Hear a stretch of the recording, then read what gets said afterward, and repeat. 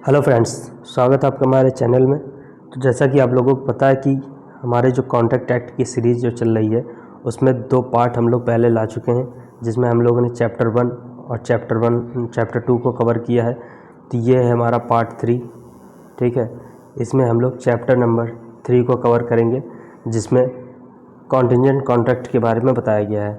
तो contingent contract क्या होता है, इसकी डिफिनीशन क्या होती है, इसके बारे में हम लोग इसमें जानेंगे। तो देखिए, कॉन्टिजेंट कॉन्ट्रैक्ट की जो डिफिनीशन है वो सेक्शन 31 में दी गई है। क्या होता है कॉन्टिजेंट कॉन्ट्रैक्ट? टू हिंदी में समाश्रित संविदा या आकस्मिक करार भी कहा जाता है। देखिए, contingent contract is a contract to do और not to do something if some event collateral to such contract does or does not happen. देखिए, किसी घटना के घटित होने या ना होने पर कोई बात करने या ना करने डिपेंड करता है, तब ऐसी संविदा को कॉन्टिजेंट कॉन्ट्रैक्ट कहा जाता है। देखिए, जो इसका इलस्ट्रेशन है वो देखते हैं। ए contract to pay B 10,000 rupees. कहता है ए और बी के बीच में कॉन्ट्रैक्ट होता है। ए बी से कहता है मैं तुम्हें 10,000 रुपये दूंगा। कब? इफ़ बीज हाउस इज़ बर्न्ड। अगर जो बी है वो अपना घर जला लेता है, ठीक है। तो यहाँ पे ए बी को 10,000 रुपये कब देगा? जब बी अपना घर जला लेगा, ठीक है। तो यहाँ पे एक घटना के घटित होने पर दूसरी बात हो रही है, ठीक। तो ऐसी जो कॉन्ट्रैक्ट होते हैं, ऐसी जो संविदा होती हैं, उनको बोलते हैं कॉन्टिजेंट कॉन्ट्रैक्ट या फिर समाश्रित संविदा। इसके बाद सेक्शन नंबर 32 है।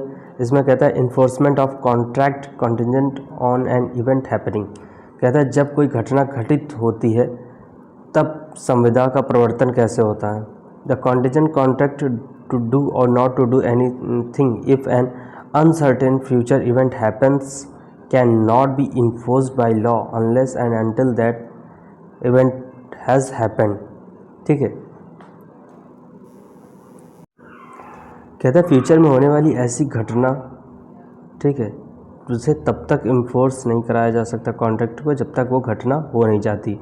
अब कहता है कि if the event becomes impossible, अगर वो घटना होना असंभव हो जाए तो ऐसा कॉन्ट्रैक्ट क्या हो जाएगा? वाइड हो जाएगा, ठीक है। यानी कि भविष्य में होने वाली किसी घटना के घटित होने पर वो कॉन्ट्रैक्ट लागू रहेगा। अगर वो घटना नहीं घटित होती है, उस घटना को घटित होना इम्पॉसिबल हो जाता है, तो वह कॉन्ट्रैक्ट वाइड हो जाएगा। इसका इलस्ट्रेशन देखते हैं। कहता है A contract to pay B a sum of money when B marriage to C. A B से कॉन्ट्रैक्ट करता है कि ए जो है वो बी को पैसा देगा। कब? जब वो सी से शादी कर लेगा। लेकिन C dies without being married to B. C की मृत्यु हो जाती है बिना बी से शादी किए, ठीक है। तो यहाँ पे कॉन्ट्रैक्ट क्या हो जाएगा? वाइड हो जाएगा। यानी कि वो घटना घटी ही नहीं, बी ने सी से शादी करी नहीं, तो ए बी को पैसा क्यों देगा, ठीक है। तो यहाँ पे अगर ये बी जो है सी से शादी कर लेता तो इन दोनों के बीच जो कॉन्ट्रैक्ट था वो वैलिड होता। अब यहाँ पे वो घटना इम्पॉसिबल हो गया, तो इसलिए वो कॉन्ट्रैक्ट भी क्या सा हो गया? वाइड हो गया। इसके बाद सेक्शन नंबर 33 कहता है कि enforcement of contract contingent on an event not happening. कहता है ऐसी समाश्रित संविदा जिसमें घटना ना हो पाए, ठीक है। कंटीजेंट कॉन्ट्रैक्ट टू डू और not to do anything on an uncertain future event does not happen can be enforced when the happening of that event becomes impossible and not for. देखिए, कहता है कि जब इस बात पे शर्त लगती है कि ये काम नहीं हो पाएगा, ठीक है, और वो अगर काम नहीं हो पाता या वो काम होना इम्पॉसिबल हो जाता है, तो वह कॉन्ट्रैक्ट वैलिड होता है, ठीक है। इसका जो इलस्ट्रेशन है वो देखते हैं। कहता है A agrees to pay B a sum of money if a certain ship does not return. A और बी के बीच में कॉन्ट्रैक्ट होता है कि ए जो है वो बी को पैसा देगा अगर कोई जो जहाज़ है पानी वाला वो वापस नहीं आता है। The ship is sunk, ship जो है वो डूब जाता है। The contract can be enforced when the ship sinks. अब यहाँ पे देखिए, उसका वापस आना इम्पॉसिबल हो गया क्योंकि शिप जो है वो डूब गया है। तो यहाँ पे कहता है कि अगर इम्पॉसिबल भी हो गया है वो कार्य होना, तब भी वो कॉन्ट्रैक्ट जो है वो वैलिड होगा, ठीक है। और अगर वो सिर्फ वापस नहीं आता है तब तो वैलिड है ही। इसके बाद सेक्शन नंबर 34 कहता है when event or which contract is contingent to be deemed impossible if it's the future conduct of a living person. अब देखिए यहाँ पे अगर लिविंग पर्सनस के बारे में बात होती है, ठीक है, तो इसका जो इलस्ट्रेशन है वो देखते हैं। कहता है A agrees to pay B a sum of money if B marries C, ठीक है। देखिए ए जो है तो बी से कॉन्ट्रैक्ट करता है कि मैं तुम्हें एक पैसा दूंगा जब तुम सी से शादी कर लोगे। सी मैरिज डी, सी ने क्या किया, डी से मैरिज कर लिया, ठीक है। अब बी तो सी से शादी कर नहीं सकता, तो ए और बी के बीच में जो कॉन्ट्रैक्ट था वो तो वाइड हो गया। अब ये वैलिड कब हो सकता है, बी सी से मैरिज कब कर सकता है, जब जो है डी की मृत्यु हो जाए, ठीक है। सी ने क्या किया था, डी से शादी कर ली थी, जबकि शादी किसको करना था, बी को सी से करना था, सी ने डी से कर लिया। अब बी सी से शादी कब करेगा, जब सी की डेथ हो जाएगी। तो जब सी बी से शादी कर लेगा तो ए और बी के बीच में जो कॉन्ट्रैक्ट था वो वैलिड हो जाएगा। तो ये फ्यूचर कंडीशन पे डिपेंड करेगा।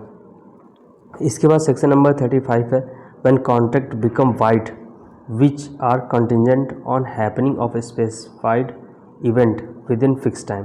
अब देखिए कहता है कि किसी अगर कॉन्ट्रैक्ट में कोई टाइम पीरियड दे दिया गया है, ठीक है, और उस टाइम पीरियड के अंदर वो काम नहीं होता है, उसके बाद होता है, तो ऐसा कॉन्ट्रैक्ट जो है वो वाइड हो जाएगा। और अगर उस काम को करना इम्पॉसिबल हो गया है और टाइम ख़त्म हो गया है, तब भी वो कॉन्ट्रैक्ट क्या हो जाएगा, वाइड हो जाएगा। इसका इलस्ट्रेशन देखते हैं। कहता है A promises to pay B a sum of money if certain ship return within a year.